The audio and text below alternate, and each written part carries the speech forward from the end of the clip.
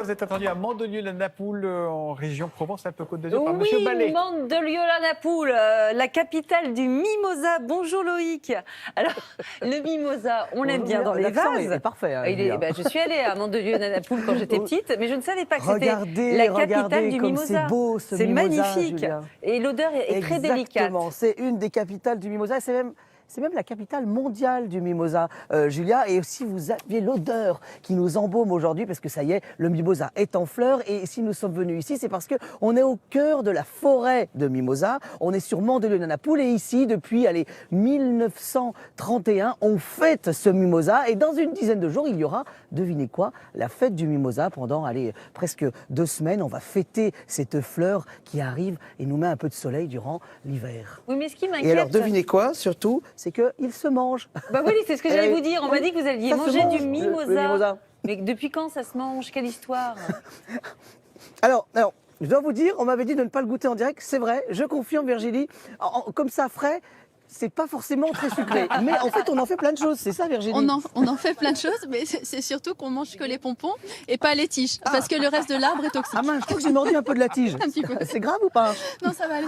On va tenir. Alors, juste regardez. On va voir. Si je tombe pendant le duplex, vous continuerez. Hein. Donc, l'idée, en fait, c'est que tous les produits qu'on vous a mis ici sont préparés autour du mimosa. Et Virginie, elle propose, avec ses 2 chevaux, des petites balades à travers cette forêt de mimosa. D'abord, juste autour de nous. Le territoire qui nous entoure, c'est immense, c'est ça? C'est la plus grande forêt d'Europe de mimosa? C'est la plus grande forêt d'Europe, c'est le massif du Tanneron, 5000 hectares de forêt, aussi bien de mimosa cultivés que de mimosa sauvages. Et alors là, on vous a concocté plein de produits autour du mimosa. Là, c'est un sirop, c'est ça? C'est un sirop. Alors, c'est un sirop élaboré de façon artisanale, 100% local par un mandolocien. C'est cueilli, les pompons sont cueillis à la main.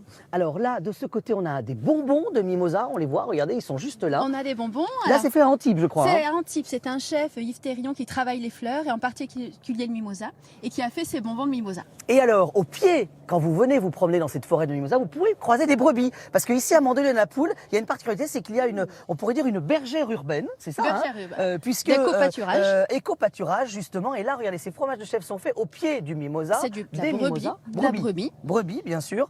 Et là, on va y mettre quoi sur le... Alors, on a un mariage qui est assez intéressant puisque le goût du mimosa est incroyable, c'est surprenant, c'est un peu un goût de miel, c'est quelque chose de très suave, c'est très délicat.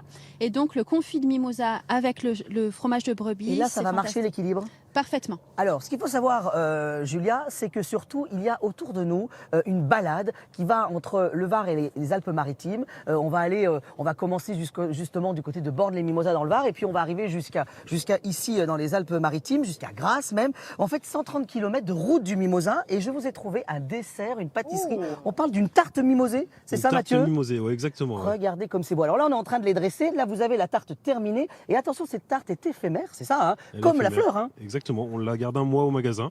Oui, et elle arrive à quel moment? À partir du 3 février, on l'aura au magasin. Quelques jours avant la fête du mimosa qui commence, je crois, le 10-11 février. Exactement, c'est ça, le 10 février. Ouais. Et alors, juste comment elle est préparée, cette petite tartelette? Donc, on est sur une base de cheesecake aromatisée au mimosa, une cacahuète caramélisée. Et on va venir la finir avec une ganache chocolat blanc, la colorer avec un chocolat coloré jaune. Pour rappeler le mimosa, et là, le petit ça y pompon. est, vous avez tout le parfum du mimosa en bouche. Bref, cette tarte, elle arrive dans quelques jours. La fête du mimosa, c'est autour du 10 février. Ça commence le 10 février, ça dure 10 jours. Et puis, moi, ce que je vous propose, c'est que comme notre ami de la météo, Valérie, nous a annoncé qu'il allait faire beau, à peu près 15 degrés, on s'est installé à pique-nique, nous. Oh, la chance! Mangez donc une petite et on va finir tarte. la matinée comme ça. Mangez la petite tarte pour faire passer le goût du mimosa du départ. Voilà. La tige du mimosa. Ouais, c'est dommage. Oh là là, dommage quel qu'il mange métier le de mimosa. rêve. Quel boulot. Mais quel métier de rêve. Les Mandolociens, alors, les habitants de Mandelieu-la-Napoule, et les Mandolociennes, et les Télématiniens et les Télématiniennes. C'est bon, Loïc? On vous retrouve juste après la pub, pendant qu'il finit.